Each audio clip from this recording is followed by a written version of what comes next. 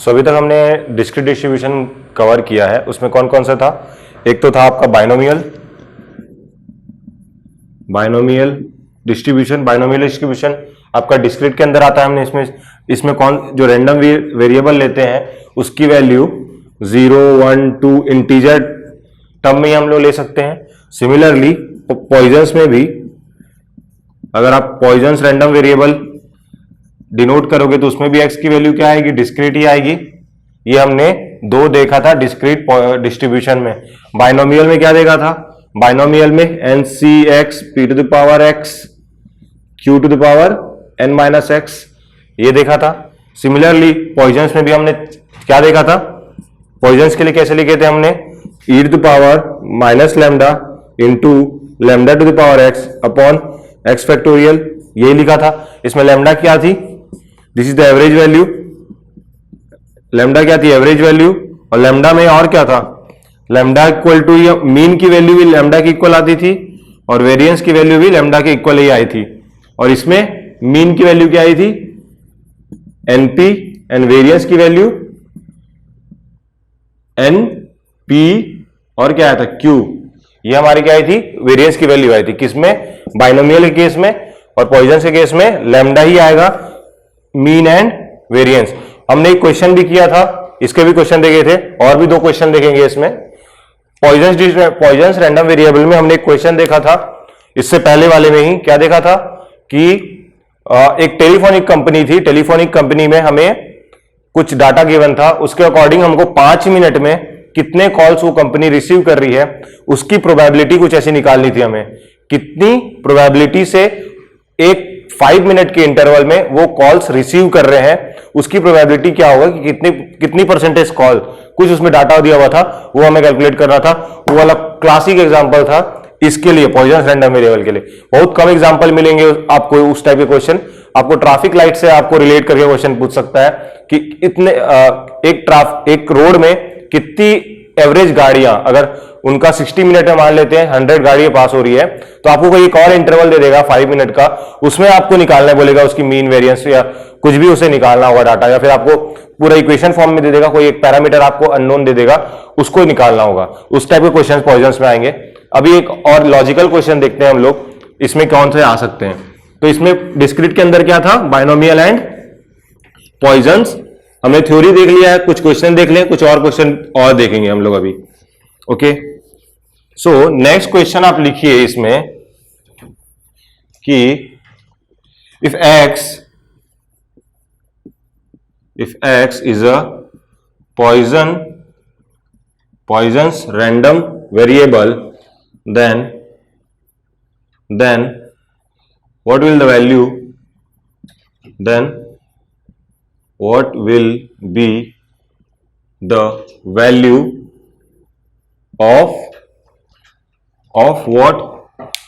the value of x to the minus infinity to infinity x by lambda e to the power minus lambda to the power x upon x factorial। तो हमारा ये question है कि if x is a Poisson's random variable तो इसकी value find करनी है। किसकी वैल्यू फाइंड करनी है? ये हमें कुछ गिवन है, उसकी वैल्यू फाइंड करनी है। तो आप ये देखोगे कि ये पॉइजन डिस्ट्रीब्यूशन का ही फॉर्म है। This is a form of Poisson distribution. ये आपका x इक्वल टू 0 से है, this is x equal to 0 to x equal to infinity. ये आपको निकालना है। हमने एक क्वेश्चन देखा था वो टोटली आपको वर्डिंग्स फॉर्म में थी।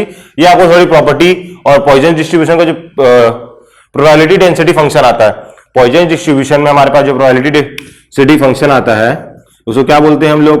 Probability density function f of x। वो क्या आता है हमारे पास? e टू द पावर, अभी लिखा था मैंने, lambda into lambda to the power x upon x factorial, यही आता है। तो वही हमें को इस फॉर्म में दिया हुआ है, ये क्वेश्चन इसी फॉर्म में गिवन है। तो ये हमारा क्या f ऑफ x है, this is f of x। So how will we solve?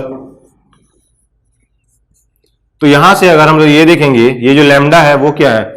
Lambda is a constant है। तो ये जो समेशन है वो समेशन किसके लिए? x equal to 0। इसके मतलब क्या है? x इक्वल टू 0 पुट करोगे, x इक्वल टू 1 पुट करोगे, इसकी वैल्यू निकालोगे और सबको करोगे और इन्फिनिटी तक करने के बाद सबको ऐड करना है। समेशन का तो यही मतलब होता है अलग अलग वैल्यू के लिए, लेकिन लैम्डा की वैल्यू तो सेम ही है, ये तो कांस्टेंट है, तो ये तो बाहर समेशन के बाहर ले सकता हूं मैं, ये भी बाहर ले सकता हूं और इसको भी बाहर ले सकता हूं, लेकिन इसको अंदर ही रहने देते हैं अभी। तो ये हो जाएगा x equal to 0 to x equal to infinity. अंदर क्या बचेगा आपके पास, x बचेगा, मैंने डिनोमिनेटर तो बाहर ले लिया था। ये क्या होगा, this is F of x. If अगर आपका x जो है, अगर x आपका पॉइजन्स रैंडम वेरिएबल है तो एफ ऑफ एक्स क्या होगा, एफ ऑफ एक्स ये होगा, क्योंकि पॉइजन रैंडम वेरिएबल के लिए हमारे पास जो प्रोबेबिलिटी डेंसिटी फंक्शन है वो ये डिफाइंड आती है, तो इसके में ये आपका क्या हो जाएगा, एफ ऑफ एक्स। आपके पास ये एफ ऑफ एक्स आ गया। अब बताइए, ये एफ ऑफ एक्स आ गया तो इसकी वैल्यू मैंने एफ ऑफ एक्स ले ली। अब ये आपको क्या दिख रहा है, ये दिख रहा है 1/λ समेशन, ये क्या होता है, अगर मैं यहां लिखूं ये क्या होता है अपना, since E of x that is mean value क्या होती है हमारी, मीन वैल्यू कैसे डिफाइन करते हैं हम लोग मीन वैल्यू यही लिखते हैं जहां पे भी डिफाइंड है, एक्स लेस देन 0 के लिए defined x equal to 0 to infinity, और ये फंक्शन भी कहां से कहां तक डिफाइंड है, 0 से इंफिनिटी तक लिए है, x equal to 0 to infinity. कभी भी रैंडम वेरिएबल की वैल्यू लेस देन 0 नहीं होगी, नेगेटिव वैल्यू कभी नहीं आएगी। सो यहां पे एक्स एफ ऑफ एक्स, यहां पे एफ ऑफ एक्स नहीं लिखते उसको हम लोग, यहां पे पी ऑफ एक्स लिखते थे, लेकिन वो तो नोटेशन कुछ भी ले सकते हैं आप लोग। यहां पे मैं इसको प्रोबेबिलिटी मास फंक्शन बोलता था ना, कंटिन्यूअस में डेंसिटी फंक्शन बोलते थे, यही लिखते थे हम लोग। तो अगर मैं इसको पी ऑफ एक्स लिखता हूं तो इसको भी एक काम करता हूं, पी ऑफ एक्स ही ले लेता हूं, तो ये हो गया। तो ये क्या है, this is the mean value, x equal to 0 to infinity x into p of x, this is the mean value. तो मैं इसकी जगह पे क्या लिख सकता हूं, इसकी जगह मैं ई ऑफ एक्स लिख सकता हूं, ई ऑफ एक्स लिख सकता हूं मैं इसकी जगह में। और हमें क्या पता है कि पॉइजन्स रैंडम वेरिएबल के केस में, डिस्ट्रीब्यूशन के केस में हमारी mean that is e of x equal to variance, जो भी आएगा उसका वेरिएंस, ये किसके इक्वल होता है, लैम्डा के इक्वल ही होता है हमारा। तो यहां से मैं क्या लिख सकता हूं, इसकी वैल्यू भी लैम्डा लिख सकता हूं मैं। तो यहां से क्या हो जाएगा, ये दोनों कैंसिल हो जाएंगे, लैम्डा लैम्डा बचेगा क्या आपके पास आंसर में। तो इस क्वेश्चन के लिए आपका आंसर क्या आएगा, आपके लिए आंसर आएगा उसका 1।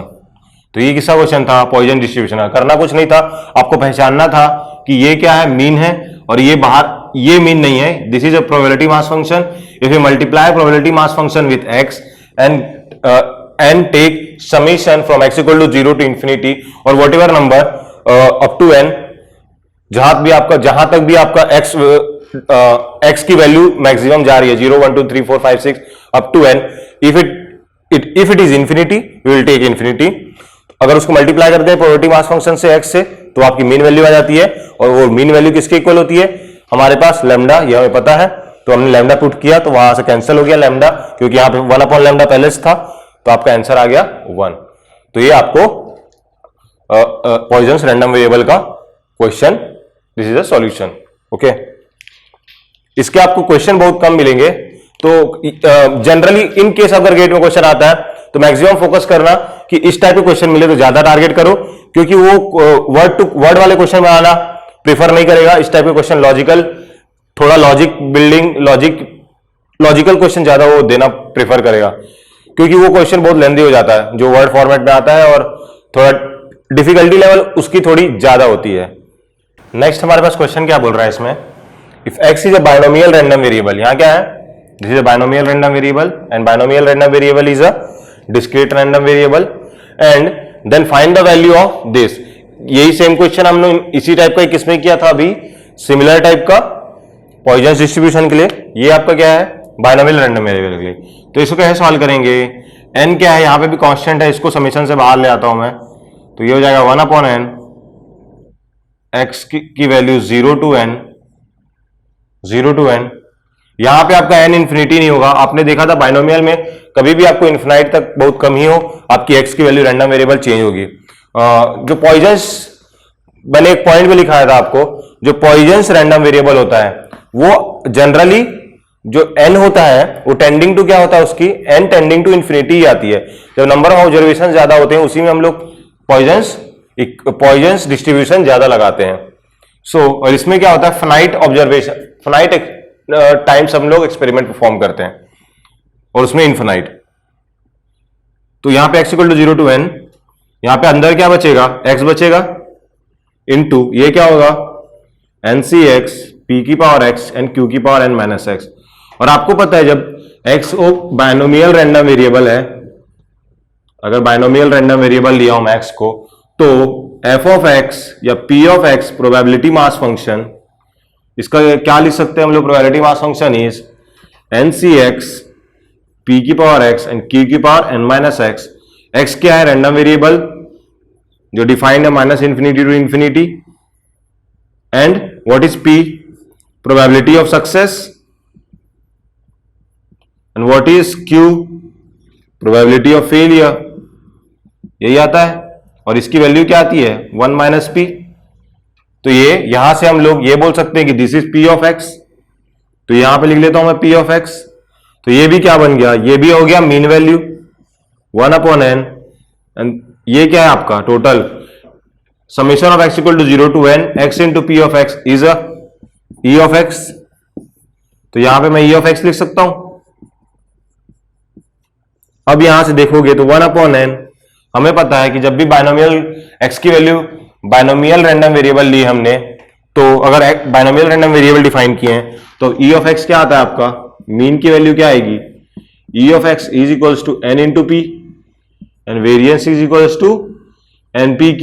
तो ये तो हमें चाहिए नहीं अभी तो हमें np चाहिए। तो यहां पे मैं क्या इसको np लिख देता हूं, this is small p, probability of success, then we यहां से n कैंसिल हो गया, यहां पे आंसर क्या आ जाएगा, इसकी value p is the answer. इसमें p हमारा आंसर हो गया। ओके, ये हमारा p आंसर हो गया। इसके बाद हम लोग कंटिन्यूअस, ये कौन सा था, डिस्क्रीट डिस्ट्रीब्यूशन, हम लोग इसी में अब नेक्स्ट कंटिन्यूअस प्रोबेबिलिटी डिस्ट्रीब्यूशन देखेंगे। कंटिन्यूअस में भी दो आता है, कौन कौन सा है, दो फॉर्म, एक नॉर्मल फॉर्म है एंड वन इज यूनिफॉर्म। एक नॉर्मल है, नॉर्मल में ही आपका उसमें आप कुछ कंडीशंस और लगाओगे तो वही क्या हो जाता है स्टैंडर्ड नॉर्मल फॉर्म। तो वो एक ही है, उसको आप अलग अलग नहीं काउंट कर सकते। और स्टैंडर्ड नॉर्मल फॉर्म को ही हम लोग गॉसियन देखेंगे, उसमें गॉसियन फॉर्म भी बोलते हैं उसको, क्यों बोलते हैं क्या है, गॉसियन फंक्शन भी होता है अगर आप कैलकुलस में पढ़ोगे, और तो वो गॉसियन फंक्शन एक आता है, इस टाइप का फंक्शन आपने देखा होगा। ये जो आपकी ग्रेडिंग होती है आउट ऑफ 10 कॉलेजेस में, जो IITs वगैरह में मेनली फॉलो होती है, वो गॉसियन फंक्शन ही वाला फॉलो करते हैं उन लोग। तो आप देखोगे कि बीच में एवरेज पॉइंटर्स बहुत ज्यादा होते हैं, टॉपर भी बहुत कम, टॉप पॉइंट्स वाले भी बहुत कम होंगे और कम पॉइंट वाले भी, मैक्सिमम एवरेज वाले ज्यादा होते हैं। उनकी रिलेटिव ग्रेडिंग होती है, और वो जो फंक्शन उन लोग यूज करते हैं वो काइंड ऑफ ये नॉर्मल फॉर्म ही होता है। तो देखेंगे हम लोग कैसे उसको सॉल्व कैसे करते हैं, हमें क्या पूछेगा वो भी देख लेंगे। तो हमारे पास नेक्स्ट जो आएगा वो क्या आएगा, कंटिन्यूअस डिस्ट्रीब्यूशन। सो नेक्स्ट हम लोग एक क्वेश्चन देख रहे हैं जो गेट में आया हुआ है, गेट 19 में 2 मार्क्स में। सो इसमें हमें क्या बोल रहा है, क्वेश्चन पढ़ते हैं हम लोग। The probability of register being defective is 0.02, there are 50 such registers in the circuit. इसमें क्या बोल रहा है कि आपके पास क्या है, रजिस्टर्स हैं, उसकी प्रोबेबिलिटी दी है उसमें डिफेक्टिव होने की। रजिस्टर क्या है, काइंड ऑफ रजिस्टर तो आपने पढ़ा होगा, रेजिस्टेंस जो क्या करता है, करंट को अपोज करता है। तो इसके जगह में आप रजिस्टर की जगह पे कोई भी मशीन भी ले सकते हैं। तो यहां पे अगर कोई भी मशीन ले लेते हैं या फिर आपको अपना कंप्यूटर भी ले सकते हैं। द प्रोबेबिलिटी ऑफ रजिस्टर और मशीन बीइंग डिफेक्टिव, कोई भी मशीन की डिफेक्टिव होने की प्रोबेबिलिटी क्या गिवन है हमें, दैट इज 0.02। उसी को क्या बोल सकते हैं हम लोग, इसको आपको या फिर 2% भी बोल सकता है। 2% मीन्स 0.02 ही आता है वो भी, तो या तो परसेंट फॉर्म में देगा या तो डायरेक्ट 0.02 फॉर्म में। प्रोबेबिलिटी को आपको परसेंट फॉर्म में भी दे सकता है यहाँ पे क्वेश्चन में। सो यहाँ पे प्रोबेबिलिटी ऑफ डिफेक्टिव पीसेस कितना हो गया हमारे पास, 0.02। So there are 50 such registers बोल रहा है इन अ सर्किट, एक सर्किट में 50 इतने टाइप के मशीन है। टोटल नंबर कितना है हमारे पास 50, ये कितना टोटल नंबर है 50। The probability of 2 or more defective registers, to और मोर का क्या मतलब है, हमने देखा था कि एटलीस्ट का क्या मतलब होता है। अगर मैं यहां पे एटलीस्ट 1 बोलता हूं तो इसका क्या मतलब है कि आपका 1 भी हो सकता है और 2 भी हो सकता है, 3, 4 सो ऑन इंफिनिटी तक हो सकता है। एटलीस्ट 1 मतलब 1 एंड मोर देन 1, 1 भी आएगा मतलब ग्रेटर देन और इक्वल टू 1। तो यहां पे क्या बोला है 2 और मोर, तो यहां पे क्या हो जाएगा, कौन सा हो जाएगा, एटलीस्ट 2। तो यहां पे 1 आएगा क्या, नहीं, यहां पे 1 नहीं आएगा, 2 आएगा क्या, यस 2 आएगा क्योंकि इक्वल भी है, और 3 भी आएगा, 4 भी, अप टू 50 तक। The probability that 2 or more defective resistors in the circuit is, तो यहां से हम लोगों को क्या निकालना है, 2 और मोर डिफेक्टिव पीसेस होने की प्रोबेबिलिटी फाइंड करनी है। तो ये आपका क्या प्रैक्टिकल प्रॉब्लम है। जैसे हर कंपनी में अगर ये डोमेन होता है एक, जो आपका ये सब, जैसे हर कंपनी क्या मैन्युफैक्चरिंग करती है, उसमें कुछ पीसेस क्या होते हैं, उसमें डिफेक्टिव निकल जाते हैं, तो उसकी हम लोग को प्रोबेबिलिटी कैलकुलेट करते हैं, क्योंकि हम उसी से हम लोग कॉस्ट मैनेज कर पाते हैं।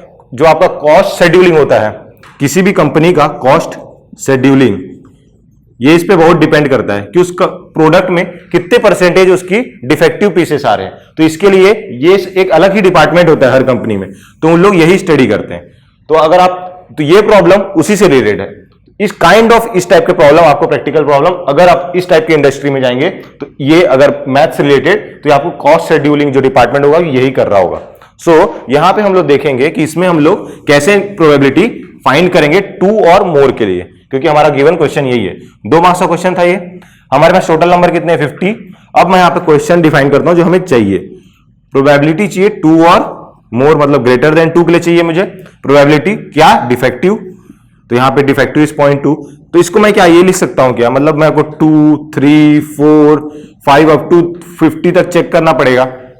उससे अच्छा मैं क्या करूं, उससे अच्छा मैं क्या करता हूं, 1 माइनस टोटल प्रोबेबिलिटी, तो आपको पता है 1 होती है, टोटल प्रोबेबिलिटी 1 होती है। तो मैं यहां पे क्या कर रहा हूं, 1 minus P of less than 2 निकाल लूं। यहां पे अगर इक्वल टू हमने इंक्लूड किया, तो यहां पे क्या करेंगे, एक्सक्लूड करेंगे। तो इसमें कौन कौन सा केस आ जाएगा, पी ऑफ लेस देन 2 में यहां पे आ जाएगा कौन कौन सा केस, 0 डिफेक्टिव, एक भी डिफेक्टिव नहीं है, 50 सही है हमारे पास प्रोडक्ट, और जो है सेकंड क्या आ जाएगा, 1 डिफेक्टिव, उनमें से कोई एक क्या हो हमारा डिफेक्टिव हो जाए, वो वाला केस आएगा। तो 2 केस को हम लोग माइनस करेंगे। यहां पे आपको कितने केसेस देखने पड़ रहे थे, 50 minus 2 that is 48 cases calculate करना, और अपने को 2 केसेस कैलकुलेट करना। कौन सा इजी है, ये वाला, इसलिए हम लोग ये मेथड अप्रोच करेंगे। ये निकालेंगे और 1 से माइनस कर देंगे तो हमारा आंसर आ जाएगा। तो हमें अभी क्या कैलकुलेट करना है, ये अपना मेन पर्पस अब यहां पे आ गया है कि P of less than 2 calculate करना है। तो यहां पे P of less than 2 defective pieces क्या होंगे, उसकी प्रोबेबिलिटी फाइंड करनी है। यहां पे क्या हो जाएगा हमारे पास, ये क्या आपको डिनोट कर रहा है, ये x इज लेस देन 2। अगर आप x को रैंडम वेरिएबल कोई डिफाइन कर रहे हैं कि वो नंबर ऑफ पीसेस जो हैं वो डिफेक्टिव बता रहा है, तो अगर x इज ग्रेटर देन 2 में क्या आएगा, टोटल पीसेस जो 2 से ज्यादा डिफेक्टिव हैं। x क्या आपका random variable defining number of defective pieces. ये क्वेश्चन आपका रैंडम वेरिएबल का ही है, मतलब जनरल क्वेश्चन है। इसको समझ, मैंने क्या बताया था, रैंडम वेरिएबल क्या है, प्रोबेबिलिटी को अंडरस्टैंड करने के लिए बेसिक आपको यहीं से स्टार्ट होगा। मतलब जो हायर स्टडीज में आप इसकी मैथमेटिकल मॉडलिंग में जाएंगे या फिर मैथमेटिकल इसका डीप स्टडी करेंगे, तो रैंडम वेरिएबल आपको पढ़ना ही पड़ेगा।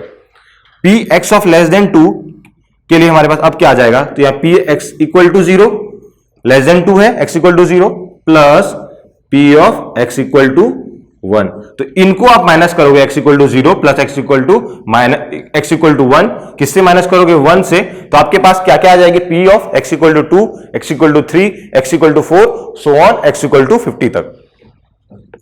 तो हम लोग इसको कैलकुलेट कर लेते हैं। तो p of x equal to 0 क्या होगा, p of x equal to 0 means क्या है अपने पास कि आपकी कोई भी डिफेक्टिव पीसेस नहीं आ रही है। हमने क्या निकाला था, हमें क्वेश्चन में गिवन था कि डिफेक्टिव पीस की प्रोबेबिलिटी क्या होगी। तो हम लोग उसको 0.02 है।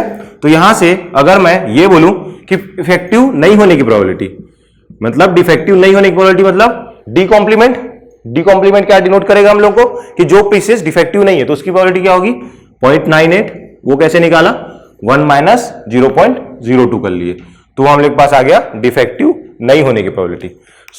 x इक्वल टू 0 से क्या आ जाएगा, हमारे पास डिफेक्टिव एक भी पीस क्या है, डिफेक्टिव नहीं है, तो x भी पीस डिफेक्टिव नहीं है, मतलब क्या हो गया, सारे पीसेस अच्छे हैं, तो हमारे पास प्रोबेबिलिटी क्या आ जाएगी, x इक्वल टू 0 पे 0.98, यही होगा, क्योंकि यहां पे क्या है, p of d bar is equal to 0.98। So यहां पे p of x equal to 1 क्या आएगा, तो x इक्वल टू क्या 1 क्या है हमारे पास, कि एक पीस डिफेक्टिव है और बाकी सारे पीसेस क्या है हमारे पास सब सही, एक पीस डिफेक्टिव है और बाकी पीसेस आर करेक्ट, तो इसके लिए प्रोबेबिलिटी क्या आ जाएगा, p of 1 defective, p of 1 defective, तो वो क्या आएगा, p ऑफ 1 डिफेक्टिव इज 0.02 और बाकी सब क्या है, नॉन डिफेक्टिव है, तो उसके लिए प्रोबेबिलिटी क्या आ जाएगा, 0.98, तो ये क्या हो जाएगा आपके पास, p of x equal to 1, ये हो जाएगा आपके पास 0.0098, ये हो जाएगा 0.0098। इसको हम लोग बाइनोमियल से भी सॉल्व कर सकते हैं, तो बाइनोमियल से सॉल्व करेंगे तो अब क्या आएगा, एक बार वो वाला मेथड भी देख लेते हैं, बाइनोमियल वाला। सो बाइनोमियल में क्या होगा कि बाइनोमियल में हम लोग x इक्वल टू 0 और x इक्वल टू 1 के लिए बाइनोमियल डिस्ट्रीब्यूशन जो है उससे हम लोग इस क्वेश्चन को, जो बाइनोमियल हमने पढ़ा था सिलेक्शन वाला मेथड, उससे हम लोग सॉल्व कर सकते हैं। तो यहाँ p equal to x equal to 0 पे हम लोग को क्या आएगा, टोटल हमारे पास क्वांटिटी कितनी है, कहां गया, ये 50 है टोटल, तो यहाँ पे n इक्वल टू टोटल कितना हो जाएगा 50, उसमें से क्या बोल रहा हूं मैं कि आपका 0, x इक्वल टू क्या है 0, मतलब 0 डिफेक्टिव पीसेस, ये हो गया बाइनोमियल डिस्ट्रीब्यूशन में सिलेक्शन कि 50 हमारे पास सिलेक्टेड है टोटल है, उसमें से आप डिफेक्टिव पीसेस क्या बोल रहे हो 0 है, तो 50C0 इंटू p, मतलब कि डिफेक्टिव होने की प्रोबेबिलिटी क्या है यहाँ पे 0.02, तो यहां पे आ जाएगा 0.02 और इसकी पावर क्या आएगी 0, क्योंकि हमारे पास x इक्वल टू 0 है, दैट इज 0 डिफेक्टिव, इंटू 0.998 और इसकी प्रोबेबिलिटी क्या आएगी, डिफेक्टिव ना होने की 0.98 और कितने पीसेस नॉन डिफेक्टिव है टोटल, तो हमने टोटल वैल्यू लिख दी। अब मैं यहां पे p of x equal to 1 लिखूंगा तो क्या आएगा मेरे पास, यहां पे आएगा टोटल 50C, उसमें से मैं एक पीस सेलेक्ट कर लिया, वो क्या है आपके पास डिफेक्टिव पीस, उसकी प्रोबेबिलिटी, तो इसकी पावर क्या आ जाएगी 0.02 टू द पावर 1 और यहां पे क्या आ जाएगा 0.98 टू द पावर 49 कैसे आया, 50 माइनस 1 इज 49, एक डिफेक्टिव तो 49 नॉन डिफेक्टिव, तो यहां से ये कैलकुलेट कर लेना आप, किससे, कैलकुलेटर से, ये 0.98 टू द पावर 49, ये मैं एक काम करता हूं, क्या मेरे पास वो वाला कैलकुलेटर नहीं है, इंजीनियरिंग कैलकुलेटर, तो आप ये कैलकुलेट करना है, इसका आंसर क्या होगा 0.98 इंटू टू द पावर 49, मैं ये बता दे रहा हूं 50C1 कितना आ जाएगा, 50 आ जाएगा, ये तो 0.02 है, 0.02 इंटू 50 करेंगे तो कितना आएगा, 52 जो 100 और उस पर डेसिमल पॉइंट किसमें है 0.02, तो यहां पे आपका इसका वैल्यू आ जाएगा 0.1 आ जाएगा, क्या हो जाएगा 2/100 करेंगे इंटू 50, तो ये 0.1 आ जाएगा, 0.1 ही आएगा, 2/100 इंटू 50, तो ये 1 आ जाएगा, 0.1 नहीं 1 आ जाएगा, तो ये तो आप कैलकुलेट कर लेना कैलकुलेटर से, और इसकी वैल्यू तो मैंने डायरेक्टली बता नहीं सकता बिना कैलकुलेटर से, 0.98 टू द पावर 49, तो ये आपके पास p of x equal to 1 आ गया। तो हमारे आंसर में हम लोग क्या करेंगे, इन दोनों को ऐड करेंगे और 1 से माइनस कर देंगे, तो यहां से हमारे पास जो आंसर आएगा, आंसर में क्या आएगा 1 माइनस, यही था हमारा, हमें जो निकालना था वो ये था 1 minus p of less than 2, और लेस देन 2 क्या x इक्वल टू 0 और x इक्वल टू 1, तो यहां पे आ जाएगा 1 माइनस ये जो 50C0 आपका 1 ही हो जाता है, ये इक्वल टू 1 हो जाता है जब भी ये 0 आ जाए यहाँ पे, ये आप कॉम्बिनेशन वाले में पढ़े होंगे 50C0 50C1, और इसकी वैल्यू क्या होगी, कोई भी पावर है उसकी टू द पावर 0 क्या हो जाता है 1 हो जाता है वो भी, तो ये भी 1 हो गया, और ये है 0.98 टू द पावर 50 माइनस, ये भी माइनस होगा, ये क्या है 0.98 टू द पावर 49, तो जब इसकी वैल्यू जो भी आएगी आपका वही आपका आंसर होगा। ओके, सो अगर मैं आपको आंसर ही बता दूं तो आप इसमें कैलकुलेट करोगे तो आपका आंसर आएगा 0.27। तो ये आपका इसमें फाइनल आंसर हो जाएगा।